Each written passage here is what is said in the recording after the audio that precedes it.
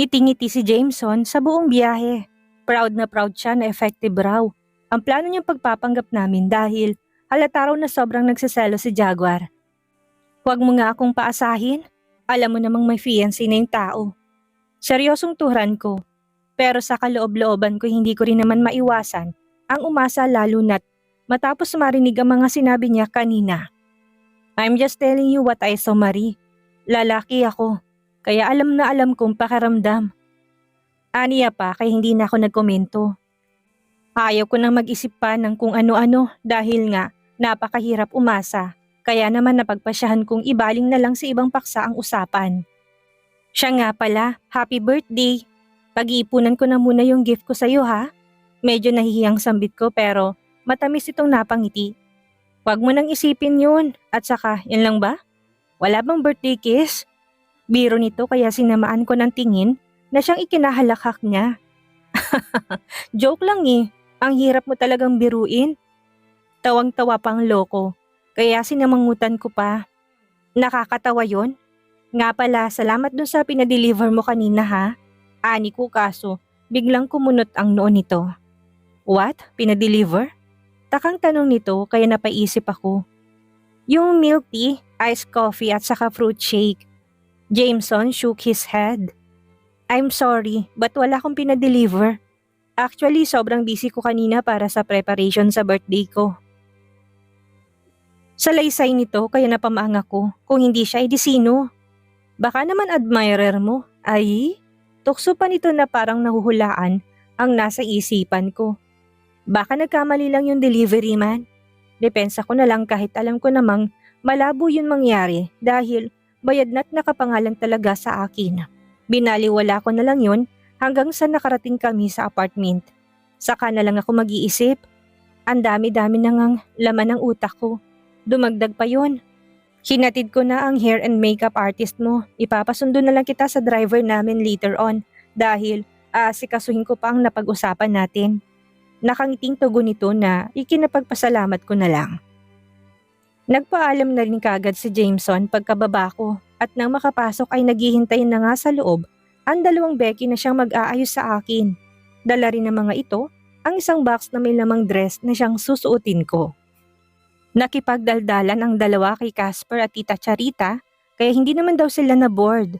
Saglit ako nagpahinga at nag-half bath pagkatapos.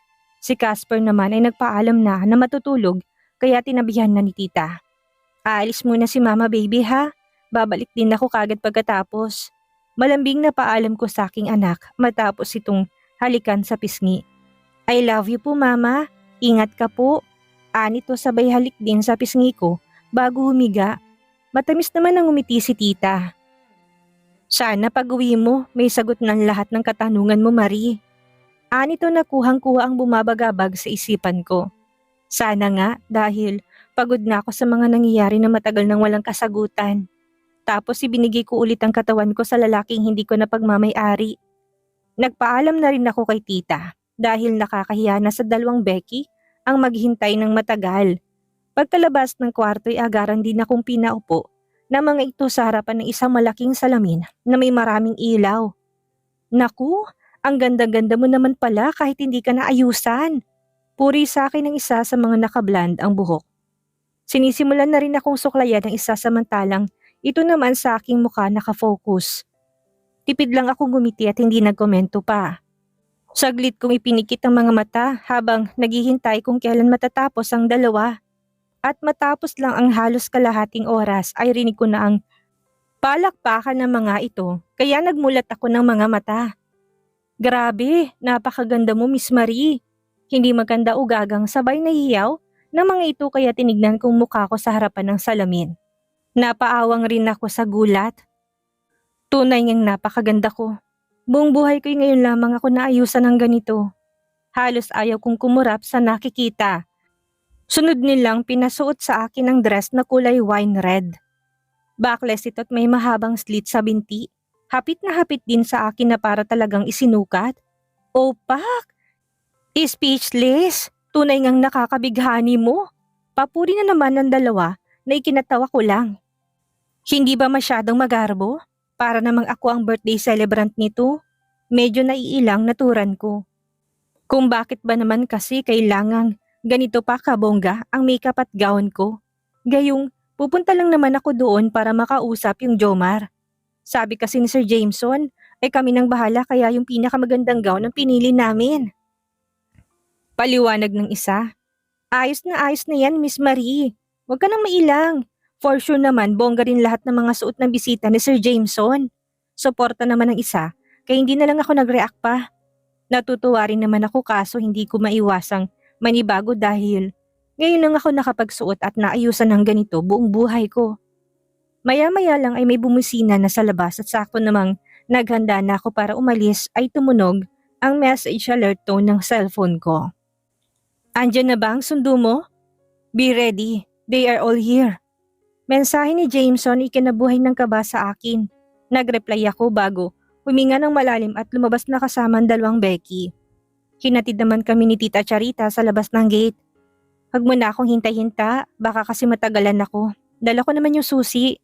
Paalam ko kay Tita. Mag-iingat ka roon. Good luck. Ani ni Tita na ikinatanguko't humakbang na rin papalapit sa sasakyan. Mag-isa lang akong sumakay dahil saktong dumating na rin ang kaibigang sundo ng dalawang Becky. Lubos pa ako nagpasalamat sa dalawa kahit alam ko namang binayaran na sila ni Jameson. Let's go ma'am, ani ng driver. Nagpakawala pa ako ng isang malalim na buntong hininga para ihanda ng maayos ang sarili. Tara na po kuya. Turan ko nang makakuha ng lakas at buong kumpiyansa sa sarili. I am doing this for my son. Ramdam ko na nasa gabing ito. Malalaman ko ng kasagutang kitagal kong hinintay. Nang makarating kami sa mansyon ng mga Garcia, ay walang paglagyan sa magkahalong kaba at excitement ang puso ko. Tunay ngang napakayaman nila, napakalaki at napakaganda ng kanilang mansyon kahit sa labas pa lamang ang nakikita ko. May maraming mga bisita na rin sa kanilang malawak na bakuran.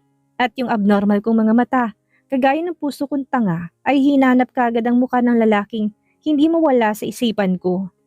Gaga, sa dami ng tao paano ba naman makikita yung nasa loob ka pa ng sasakyan? Saway ko sa sarili sa aking isipan. Pero kahit nakapark na ang sasakyan ay hindi ko pa rin magawang bumaba dahil namuhay na naman yung pagwawala ng damdamin ko dahil sa kaba. Ma'am, takang tanong ng driver nang hindi ko magawang kumilos. At bago pa man ako tuluyang lukubin ng kaba at kahihiyan ay nakita ko si Jameson na naglalakad papalapit sa sasakyan kaya binuksan na ito ni kuyang driver. Kita ko kagad ang pag-awang ng labi nito nang tuluyang makalapit. Oh, I'm speechless. Manghang-manghang mga mata nito habang nakatitig sa aking mukha pababa sa suot kong dress. Goodness, you look so perfect. Dagdag na papuri pa nito at alam kong hindi siya nagbibiro dahil sa nakikita kong kislap sa mga mata niya. Salamat sa iyo dahil ikaw may pakana nito. Nakahalukip-kip na sambit ko. Well, I wanna thank myself too. He extended his arms kaya walang pagtutol naman akong bumaba ng sasakyan at humawak sa braso niya. Nasa paligid lang sila kaya kailangan mo humawak sa akin. Buti na lang si Leticia at Jaguar lang nakakaalam ng peking relasyon natin. Dahil kung nagkataon, tsak maraming maiinggit sa akin ngayong gabi. Abot tenga ang ngiting tura ni Jameson. Yun nga lang ang tanong, ay sila lang ba talaga? Dahil pakaramdam ko, bakit pinagsabi na rin ng mga yon sa mga kaibigan nila?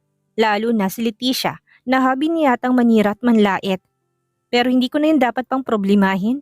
Kailangang unahin ko mahalagang pakay ko sa gabing ito. Ang buler mo talaga? Natatawang sagot ko na lang. Muli akong napahinga ng malalim habang naglalakad kami ni Jameson papasok sa loob. Nakahawak pa ako sa braso niya, gaya ng nais niya na sinang-ayunan ko naman. And when we finally entered, nakuha kagad namin ng atensyon ng maraming bisita. Just chill and relax, Marie. Ako nang bahala sa mga yan. Hayaan mo na lang sila sa kung anong gusto nilang isipin. Mariing tura ni Jameson na marahan kong ikinatango. Alam ko namang hindi lahat ay pumupuri sa akin dahil pansin kong marami pa rin ang mga babae ang nakataas ang kilay na kung makatitig ay parang sinusuri ang buo kong pagkatao. Pasimple na lang akong sumusulyap at nililibot ang mga mata sa kabuuan ng paligid para makita si Jaguar. Kaso wala akong makitang bulto ng lalaki, maging si Leticia at Telma. Nandito ba talaga sila? May hinang tanong ko kay Jameson na mukhang nauunawaan naman kagad kung sinong tinutukoy ko. Yes, nandito na sila kanina pa. Baka abala lang sa ibang kakilala. That's why we should be careful with our actions. Sagot ni Jameson na ikinalunok ko lang ng ilang beses. Fine, fine. Dapat hindi ako napaparanoid ng ganito. May nagsilapitan na rin sa amin ng mga kaibigan ni Jameson na halos mga lalaki kaya napilitan akong ngumiti at nagpakilala sa mga ito. Jameson didn't introduce me as his girlfriend. Fake girlfriend kumbaga. Ang sabi niya lang that I'm his special someone na sinakyan ko na lang din para matapos na at hindi na sila mag-usisa pa. What a beautiful woman. Ang galing mong pumili pre. Hanep ka. Iilan lang ito sa tuksuhan nila ng mga nagpapakilala niyang kaibigan na hindi ko naman makabisadong mga pangalan dahil abala yung isip at mga mata ko sa iisang lalaki. Marie, maya-maya lang ay magsisimula ng party and it's time for you to talk to Jomar. Hanggat nabala pa ang lahat, I already told him na may ipapakilala kong babae sa kanya. Sa pool area, dun kayo mag-uusap. Walang ibang taong naroroon. Sa laysay ni Jameson, kahit medyo hirap akong unawain ang sinasabi niya ay tumango na lang din ako. Maya-maya lang ay nagsalita na nga ang host ng party, kaya doon natuon ang atensyon ng lahat. May tinawag si Jameson na isang kasambahay na siyang inutusan niya maghahatid sa akin sa pool area na tinutukoy niya kung saan naghihintay si Jomar. Hindi na niya ako masasamahan dahil kailangan pa niya magbigay ng message kaya nauunawaan ko. Mabilisan ang paghakbang ko para walang makapansin sa akin. Sa lawak ng mansyon at bakuran ay malayo-layo rin ang nilakad namin ng kasambahay bago tuluyang makarating sa pool area. Dito na po ma'am, maiwan ko na po kayo. Magalang na sambit ng kasambahay na ipinagpasalamat ko. Hawak-hawak ang dibdib sa hindi mapangalan ng emosyon. Napakatahimik ng buong area dahil halos lahat ng mga tao nakikisaya sa party. Inilibot ko mga mata at hinahanap ang lalaking si Jomar, ngunit nadismaya ako nang wala akong makitang tao. Sigurado ba talaga si Jameson na nanditong Jomar na yon? O baka naman umalis na? Sigaw ng mga katanungan sa aking isipan. Napakagat ako sa ibabang labi sa pagkadismaya at akman tatalikod na sana na bigla akong marinig ang isang boses lalaki sa may likuran ko. Are you looking for someone, miss? Ay, kabayo! Halos mapatalon pa ako sa pagkagulat. Napahawak pa ako sa dibdib ko dahil sa pagkabigla. Holy shit! Nakaawang ito nang magkatinginan kami. Dahil maliwanag naman sa area ay napansin ko kagad ang mukha ng lalaki. Gwapo ito. Moreno at matangkad na mukhang may dugong Arab at mukhang pamilyar din ang mukha niya sa akin. Jomar? Ikaw ba si Jomar? Tanong ko kagad. Hindi naman ito sumagot kagad dahil abala ito sa pagtitig sa akin. I think I already saw you. Anitong parang malalim pa ang iniisip. I knew it. Sa welcome party ni Jaguar sa hotel, you're one of the waitress there. Am I right? Nag-serve ka pa nga sa table namin. Imbis na sagutin ang tanong ko ay nauna pa itong nagsalita, kaya pala mukhang pamilyar din ang lalaki dahil naalala ko rin bigla na doon ko nga ito unang nakita. Kasama ng grupo ng manyak na si Victor. Malamang present ito noong araw na yon dahil kaibigan naman siya ni Jaguar, close friend pa nga raw. Marahal lang akong tumango. Ako nga po yun sir, ani ko lang. Gustong gusto ko na magtanong sa kanya kaso hindi ko alam kung paano uumpisahan. Let's take a seat. Do you want to drink? Alok nito sa akin at naupo na rin kami sa dalawahang lounge chairs na nasa gilid lang ng pool. Inabot nito sa akin ang hawak na baso ng alak at tinanggihan ko. Okay, so ikaw ang babaeng tinutukoy ni Jameson na ipapakilala niya sa akin. That jerk, we're not even close pero alam na alam niyang tipo ko ha. Maloko itong nakangisi, kaya nakaramdam na ako ng pagkailang. Iba pa atang takbo ng isipan nito. Ipapakilala nga po pero hindi naman kasi gaya ng tumatakbo dyan sa isipan mo. Matapat na sambit ko kaya napatutok ito bigla sa akin sa seryosong mga mata. What do you mean? Napahinga pa ako ng malalim bago buong loob na nagsalita. Hindi na ako magpapaligoy-ligoy pa dahil sayang ang oras at panahon. Alam kong matalik ang kaibigan ni Jaguar, kaya siguro naman may alam ka tungkol sa nangyari sa kanya. 5 taon nang nakalipas. Kita kong dumaang gulat at pagtataka sa mukha ni Jomar.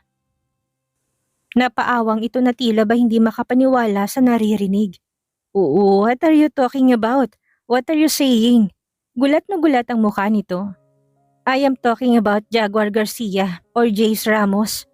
Hindi ko alam kung bakit niya inibang pangalan o katauhan niya, pero alam kong gaya ko'y alam mo rin na iisang tao sila. Nagsusumamong garalgal ng boses ko. Saglit na natahimik ang lalaki, kita ko pang paggalaw ng panga nito, bago umiiling na nagbaba ng tingin.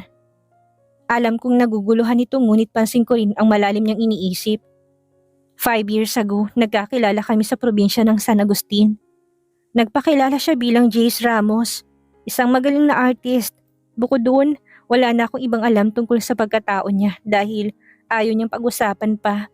Nagkaroon kami ng relasyon. At habang nagkukwento ako'y hindi ko na malayang nagsimula na rin pumatak ang mga luha ko. Muling napatingin sa akin si Jomar at ngayon kita ko na napalitan ng awa ang kanina'y gulat na mga mata nito.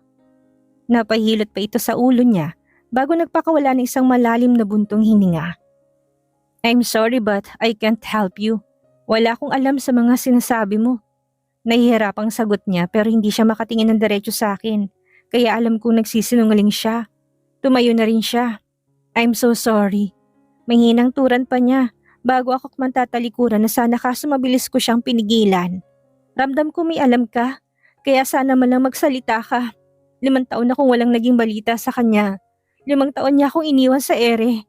Pilit ko siyang kinalimutan ngunit heto't muli kami pinagtagpo ng tadhana at alam ko may dahilan ng lahat. Jomar, hindi niya ako nakikilala. Hirap na ako sa tuwing nagkakalapit kami pero wala man lang ako idea sa kung bakit niya ako nakalimutan. Puno ng pagsusumamong samit ko kaya muli itong napatingin sa akin. Kita kong hirap sa mga mata niya.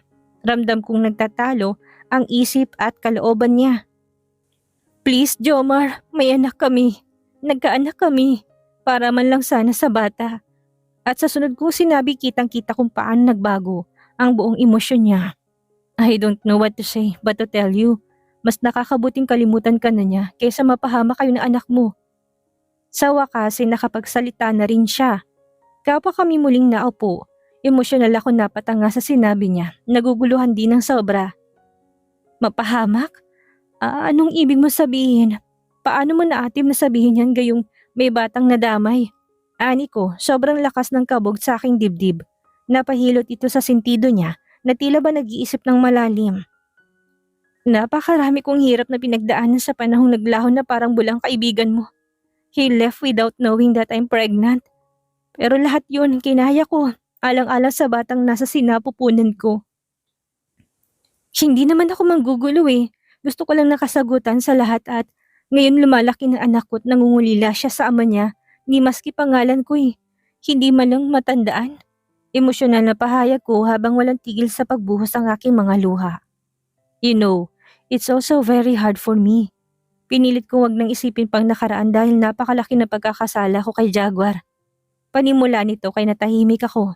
Gusto ko siyang hayaang magpatuloy sa pagkukwento niya. Oo, alam kong lahat. Alam na alam. Ako ang naging sandalan niya sa panahong umalis siya sa poder ni Tito Mark. Naikwento niya sa akin na may nakilala siyang babae at kung paano nga kayo nagkakilala. Anitong mapait na napangiti na kagaya ko'y naalala din ang kauna-unahang araw na yon kung paano ko siya nasilipan sa loob ng banyo. Naikwento niya but he didn't told me na nagkaroon kayo ng relasyon. Maybe because he wanted to make it private. And I believe you dahil noon pa man alam ko may special na pagtingin na sa'yo. Nagpapatuloy pa ni Jomar at nanatili lang akong tahimik na nakikinig habang yung puso ko'y walang pakundangan sa pagwawala. Nanatiling sikretong lahat tungkol sa kanya. Akala ko maayos na tanggap na rin ni Tito Mark na hindi na babalikan ni Jaguar ang buhay niya. But everything changed nung minsang napadpad doon si Leticia for a photoshoot. Nito na ikinaawang ko. Nasa pukong noon na may maalalang eksena noon sa beach. May babaeng tumatawag noon kay Jaguar sa totoong pangalan niya. Nagduda pa nga ako kaso siyang kusang nagsabi na huwag nang pansinin. So napakalaki ng posibilidad na si Leticia ang babaeng yun. Kaya marahil medyo pamilyar sa akin ang mukha ng malditang yun kahit may kalayuan naman noong nakita ko siya sa beach. Naikwento ni Leticia kay Tito Mark na doon nakatira si Jaguar, that is with someone. At hindi ko inaasahang makukuha nun ang interes ni Tito.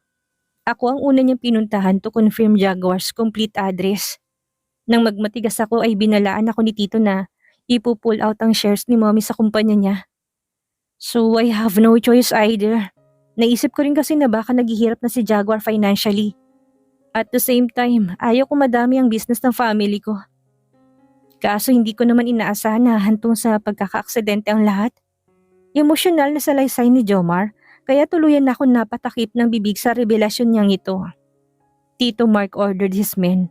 Pinuntahan nila si Jaguar sa San Agustin at sa pilitan nilang sinama pabalik ng Maynila. Kaso habang nasa sakyan sila, nanlaban si Jaguar kaya naaksidente ang sinakyan nila. Malalang aksidente, dahilan para tuluyan siyang mawala ng alaala.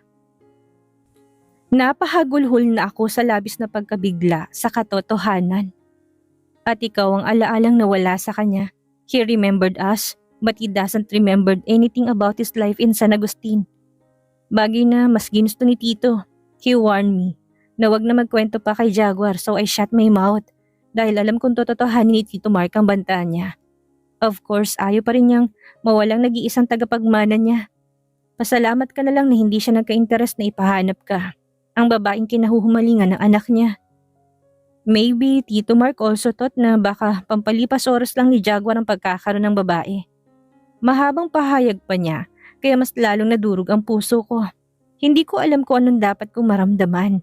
Pero isa lang ang sigurado, mas dobleng sakit nito dahil wala na akong magagawa pa para patunayan ang sarili sa lalaking mahal. Wala na akong magagawa pa para ipaglaban ang pagmamahalan namin noon dahil pamilya niya ang makakalaban ko. Noon pa man, nakaplano ng kasal ni Jaguar at Leticia, bagay na lagi nilang pinagtatalunan ng dad niya. And that's also the main reason kaya siya umalis at nagpakalayo-layo. He started habang ako'y patuloy lang sa pag-agos ng mga luha.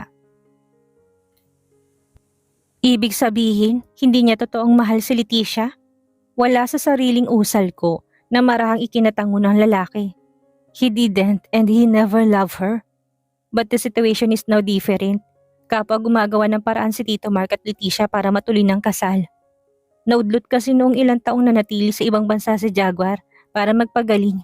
And now, we can't do anything about it.